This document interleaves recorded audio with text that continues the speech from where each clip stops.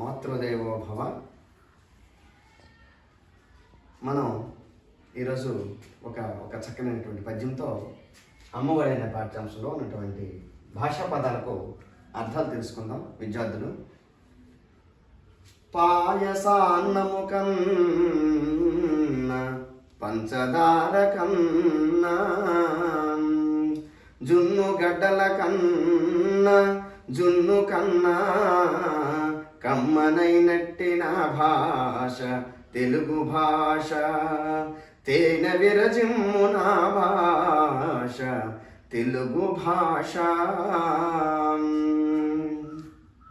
Okay విద్యార్థులు, మనం అమ్మఒడి అనే పాఠ్యాంశంలో పదాలకు అర్థాలు తెలుసుకుంటున్నాం. ఒక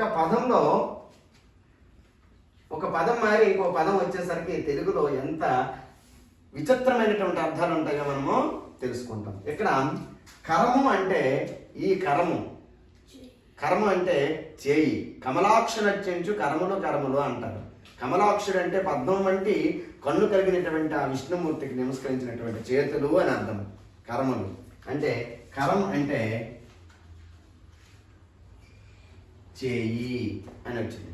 మరి ఖరం అంటే వద్దు ఖరం కడవడైన నేను ఖరము పాలు, గంగి గోగు పాలు గరిటెడైనను చాలు, కడవుడైననేమి ఖరము పాలు, భక్తి గల్గిన కూడు పట్టెడైనను చాలు, విశ్వదాభిరామ వినురవేమ. నేర్చుకున్నా? ఇక్కడ కర్మ అంటే గాడిద. కర్మ అంటే గాడిద. మరి చలం అంటే ఏమిట్రా? కదలక మొదలక అలా చలంగా నిశ్చలంగా ఉండిపోయావు అంటే కదలిక లేనిది. కదలిక చలం అంటే కదలిక. మరి చలం అంటే ఏంటో తెలుసా? నెపము, సాకు చెప్పడం. నెపం చెప్పడం అంటే విద్యార్థికి ఏమరా నువ్వు పాఠశాలకు రాలేదంటే మా అమ్మకి పోలేదు, వాళ్ళ అమ్మకి పోలేదు, తీయడానికి రాలేదు. ఇప్పుడు బాలరాజు ఉన్నాడు, ఏమరా నువ్వు బాలేదు, మా అన్నయ్యకి పోలేదు అన్నది. అది నెపం అనమాట.